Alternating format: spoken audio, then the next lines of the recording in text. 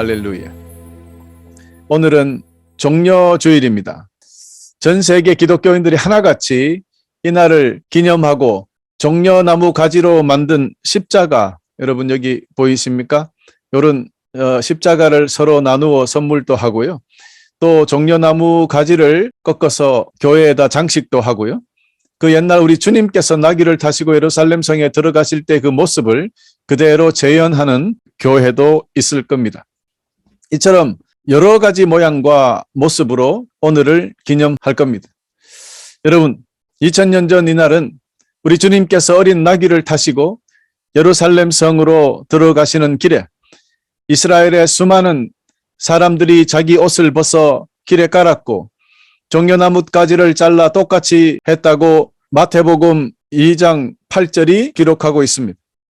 이는 요즘으로 말하자면 그 VIP들이 무슨 행사 갈 때 레드 카펫을 깔아주잖아요. 그 레드 카펫을 까는 거와 같은 그런 이치가 되겠습니다.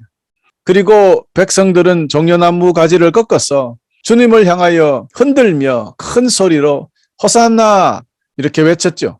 이 때문에 옛날에는 호산나 주일이라고 하기도 했고요. 고난주일이라고 부르기도 하지요.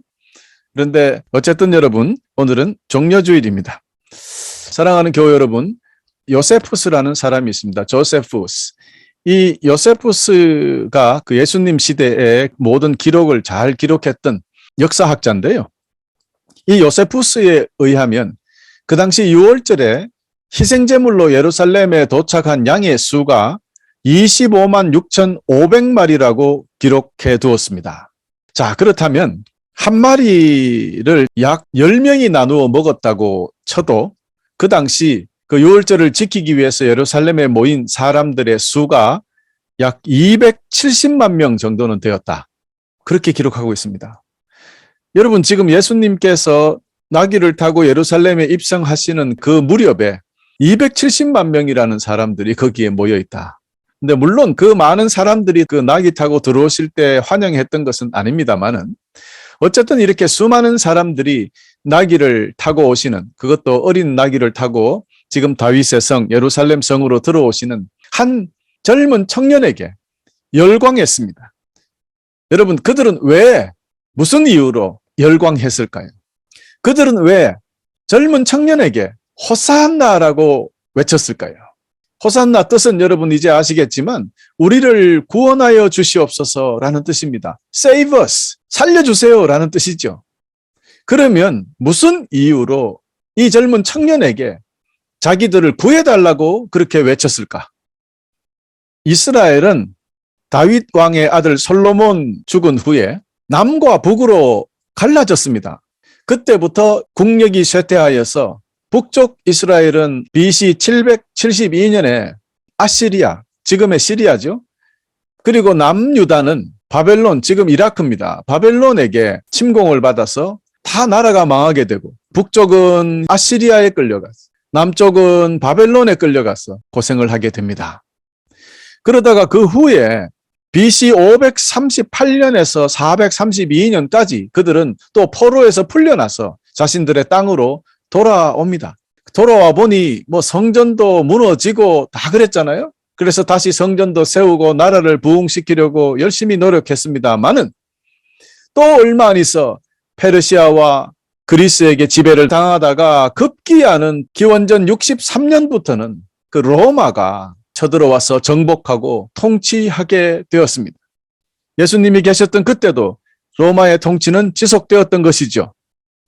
그렇게 보니까 예수님이 계셨던 그 시점부터 그 전에 800년 동안 고생했던 것입니다.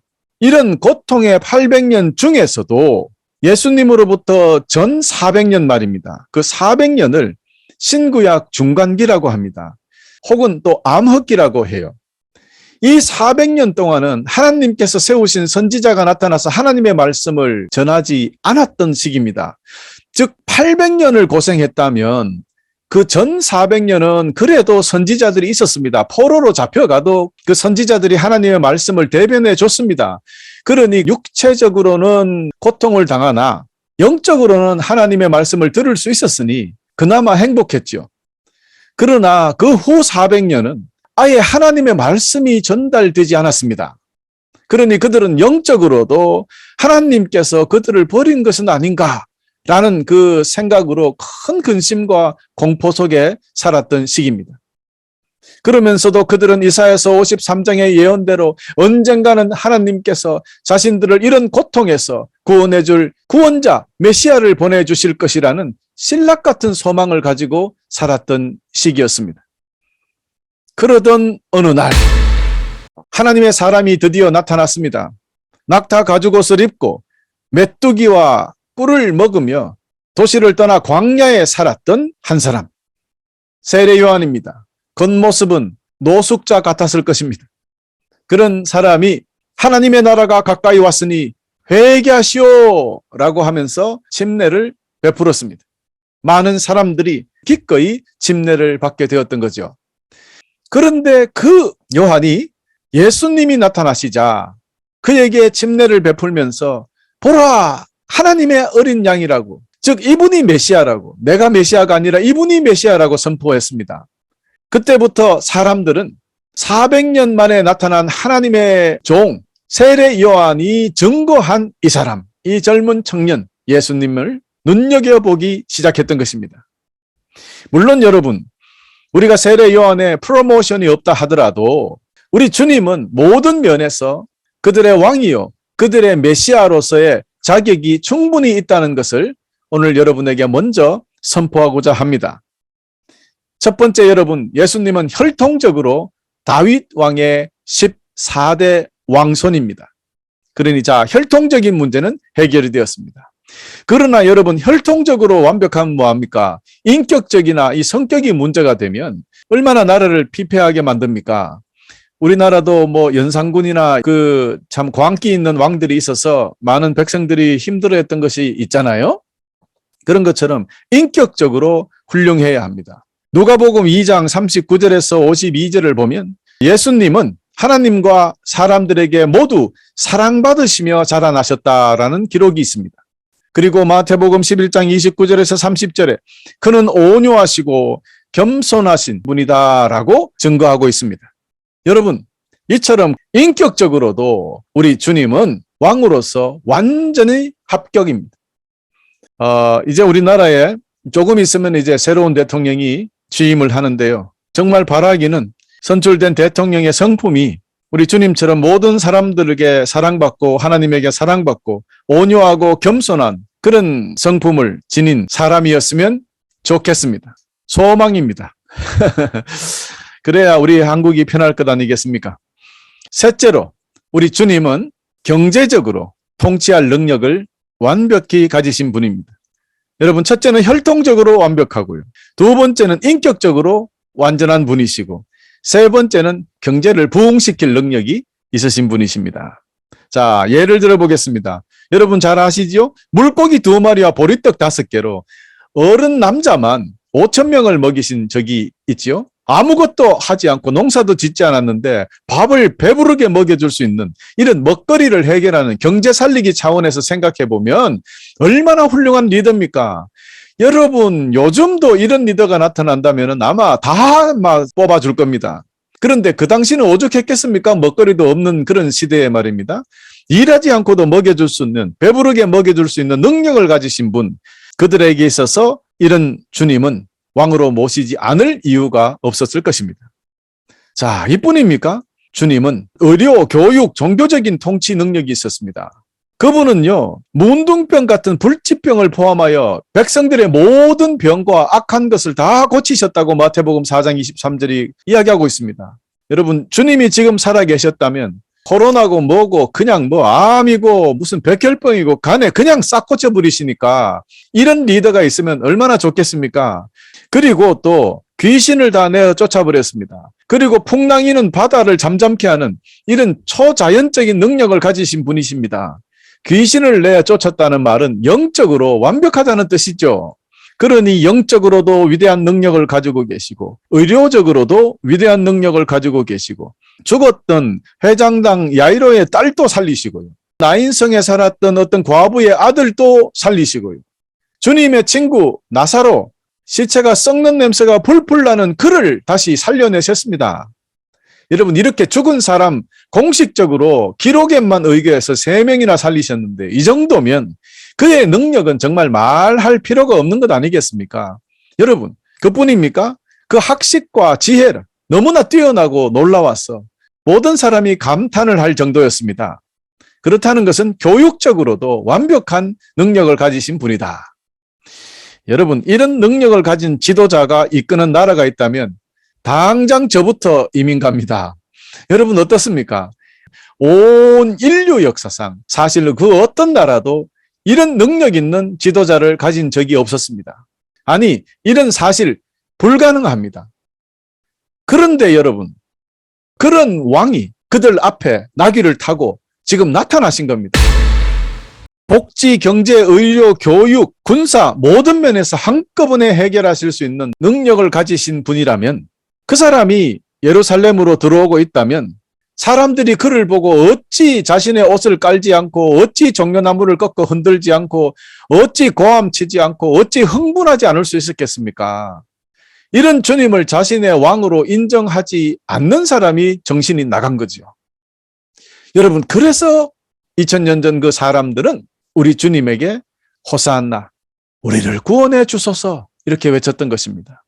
주님은 그들을 구원하여 주실 충분한 능력을 가지신 분, 완전한 능력을 가지신 분이셨기 때문에 그들이 주님에게 우리를 살려주세요, 우리를 구원해 주세요 라는 말은 너무나 정확한 외침이었다. 여러분, 그분에게 호산나 하고 싶지 않습니까? 주님, 지금 내 상황이 힘듭니다. 주님, 지금 내 건강이 어렵습니다. 주님, 내 경제적으로 어렵습니다. 주님, 나 직장 생활이 힘들고 여러 가지가 환난 속에 있습니다. 나를 구원해 주시옵소서. 호산나.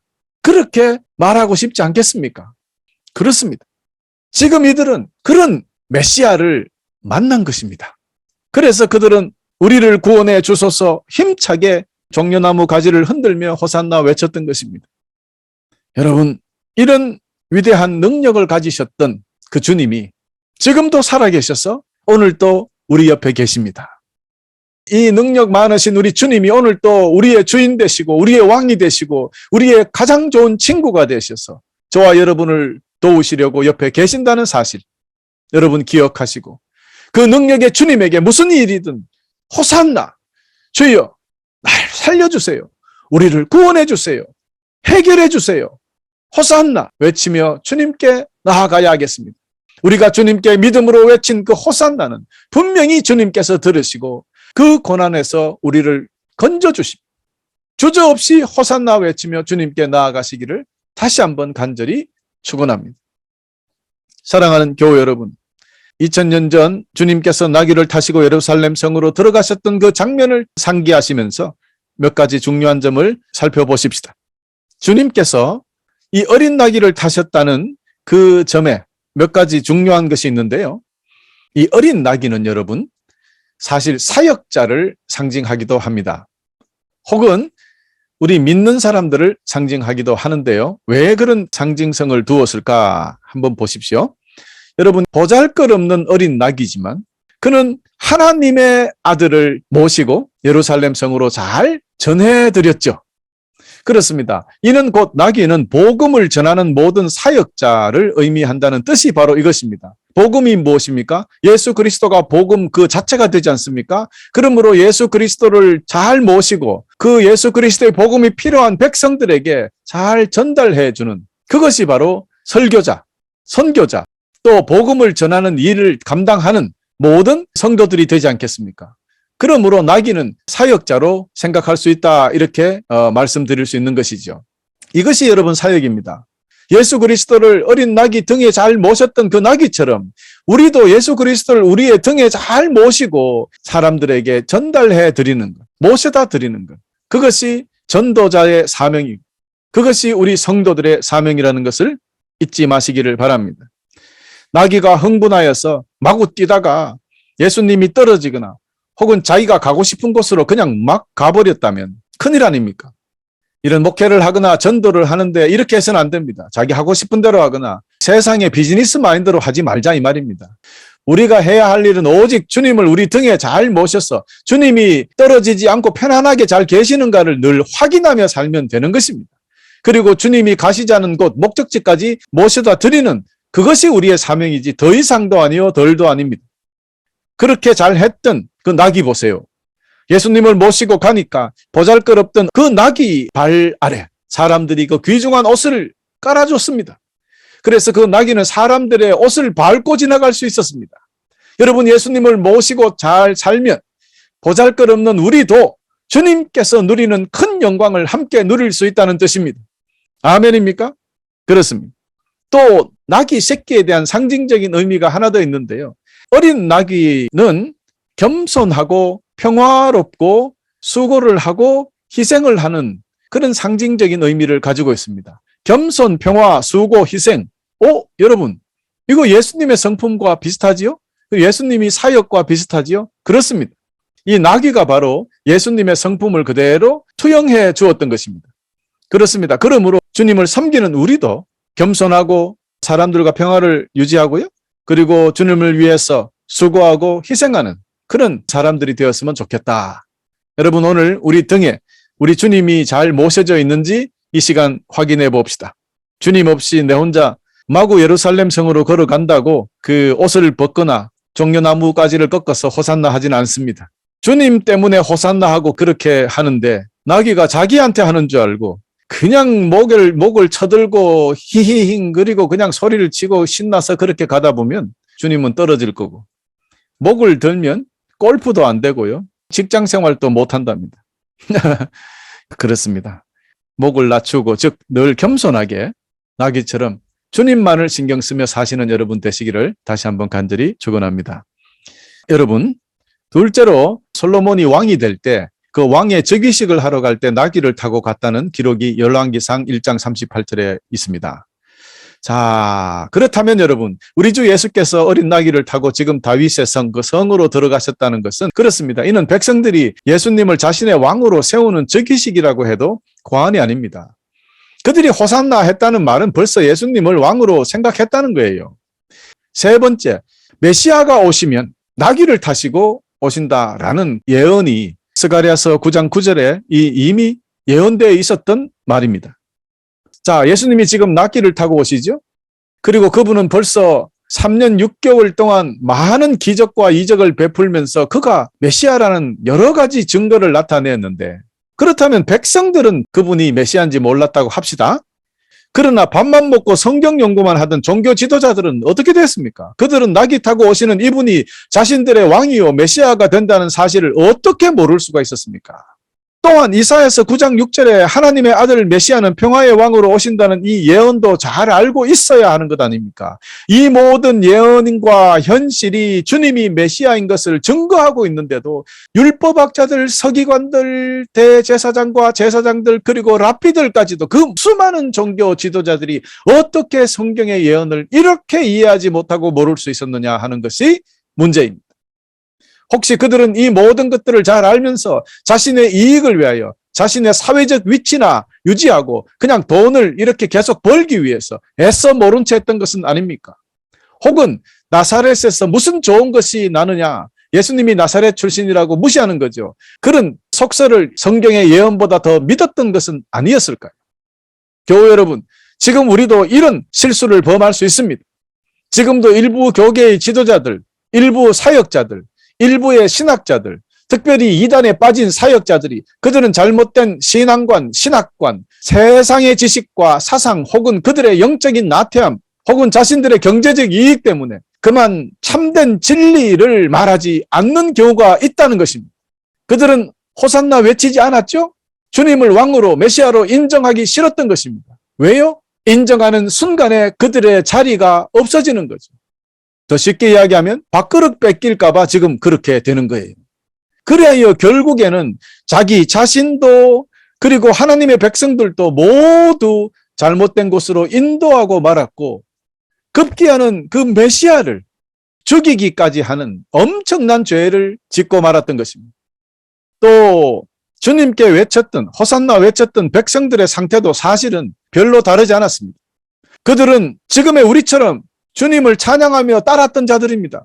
그러나 그들과 제자들이 호산나 외치며 주님을 왕으로 추대한 이유가 주님을 위한 것이 아니라 자신들의 목적과 이익을 위한 것이었습니다. 주님이 자기들의 왕이 되면 이 지긋지긋한 로마로부터 해방될 것을 간절히 소원했기 때문에 주님이 필요했던 거죠. 교우 여러분, 오늘도 마찬가지입니다.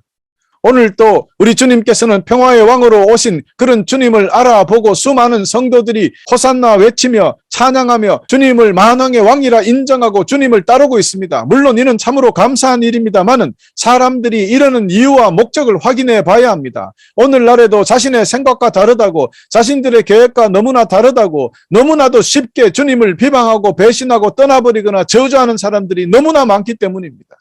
여러분, 자신이 원하는 교회, 자신이 원하는 목사, 자신이 원하는 신앙의 방향 다 좋습니다. 그러나 그 모든 원하는 것이 과연 주님의 뜻입니까? 그것이? 주님을 위한 것이냐고요? 아니면 자신이 원하는 것을 이루려고 교회에 오는 것은 아닙니까? 사람들은 오늘날에도 우리 주님을 자신의 뜻대로 움직이려 합니다. 평화의 왕 주님을 전쟁의 왕으로 사용하고자 합니다. 평화의 왕 주님을 자신이 잘 살기 위한 도구로 사용하고자 하는 자들이 너무나 많다는 이 슬픈 현실 앞에 적어도 오늘 우리만이라도 이렇게 살아서는 안 될 것입니다. 과연 누구를 위한 호산나며 누구를 위한 계획이고 누구를 위한 소망입니까? 이제부터 우리들의 생각과 계획과 소망이 주님의 뜻과 계획과 소망과 같은지 늘 확인하는 여러분 되시기를 바랍니다. 그래서 우리는 모두 항상 깨어 기도하며 하나님의 말씀을 늘 읽고 묵상하며 믿으며 살아야 하겠습니다. 여러분, 옛날 그 중동 지방의 습관으로는 어떤 성과 평화 조약을 맺으려고 들어갈 때는 나귀를 타고요. 그 성과 전쟁을 하려 들어갈 때, 즉 선전포고를 할 때는 흰말을 타고 들어갑니다. 그러므로 2000년 전 주님께서 어린 나귀를 타고 예루살렘 성으로 들어가셨다는 말은 이 이스라엘 성에게 평화를 선포하고자 가시는 것이 되는 것이죠. 그래서 우리 주님을 평화의 왕으로 오셨다라고 성경이 이야기하고 있는 것입니다. 그런데 여러분, 요한계시록 19장을 보면요, 다시 오실 우리 주 예수님, 재림으로 오시는 예수님은 나귀가 아니라 흰말 타고 오신다고 기록되어 있습니다. 흰말 타고 오시면 뭐라고요? 그렇습니다. 하나님을 대적하는 사탄과 함께 모든 악한 세력, 어둠의 세력들, 그리고 하나님께 불순종하며 사탄을 따르던 악한 사람들을 완전히 멸망시키기 위하여 전쟁의 왕으로 오신다는 뜻이 되겠습니다. 초림의 예수님은 평화의 왕으로 나귀 타고 오셨지만 멀지 않은 날에 다시 오실 재림의 예수님은 흰말을 타고 전쟁의 왕으로 오신다는 것을 여러분 꼭 기억하시기를 간절히 축원합니다. 그렇다면 지금 우리는 나귀와 흰말 사이에 살고 있는 사람들입니다. 이 기간을 은혜의 기간이라고 합니다. 그러나 여러분, 이 은혜의 기간이 무작정 지속되지는 않습니다. 어느 날 어느 때 정말 아무도 모르게 도둑같이 우리 주님께서 어느 순간에 흰말을 타시고 나타나실 것입니다. 성도 여러분, 그러므로 우리가 나귀 시대에 살고 있을 때 흰말 타신 주님을 만나기 전에 모든 죄를 철저히 회개하며 소망을 가지고 주님만을 바라며 살아야 하겠습니다. 나귀 시대에 살고 있을 때 메시아 예수 그리스도를 나의 주요 하나님의 아들이요 메시아로 굳게 믿고 영접하며 살아야 하겠습니다. 나귀 시대에 살고 있을 때 하나님의 말씀에 온전히 순종하며 살아야 하겠습니다. 우리가 아직도 나귀 시대, 평화의 시대, 은혜의 시대에 살고 있을 때 이 세상에 썩어져가는 관습을 버리고 세상을 본받지 말고 오직 깨어서 신령한 것, 하늘의 것을 바라며 소망하며 살아야 한다는 것입니다. 그렇지 않고 계속해서 우리의 생각대로, 육신대로, 세상의 정욕대로 그렇게 살다가 흰말 타고 오시는 전쟁의 왕으로 오시는 주님을 만나게 된다면 그 얼마나 무서운 일이 되겠습니까? 그분만이 길이요 진리요 생명된다는 사실을 굳게 믿으며 예수님을 모셨던 그 어린 나귀처럼 우리도 주님을 위하여 겸손하고 사람들과 가능한 한 평화를 이루고 수고하고 희생하여서 하나님의 나라를 완성시켜 나아가야 하겠습니다. 사랑하는 성도 여러분, 지금이야말로 은혜 받을 만한 때요, 보라 지금이야말로 구원의 날이로다. 고린도후서 6장 2절이 이렇게 고백하고 있습니다. 그렇습니다. 여러분, 지금이야말로 은혜의 기간이요, 바로 지금이야말로 구원의 날입니다. 2000년 전 나귀 타고 오셨던 주님이 메시아 되시고 하나님의 아들, 우리의 위대한 왕 되시는 그분께 호산나, 나를 구원해 주시옵소서 믿음으로 외치는 그런 여러분 되시기를 간절히 축원합니다. 사랑하는 교회 여러분, 거듭 부탁드립니다. 우리가 나귀와 흰말 사이에 살고 있을 때 이때를 놓치지 말고 온전히 주님께 순종하며 날마다 믿음으로 호산나 외치며 살아서 주님께서 주시는 영원한 생명과 평화와 기쁨의 축복을 다 받으시는 여러분 되시기를 간절히 축원합니다.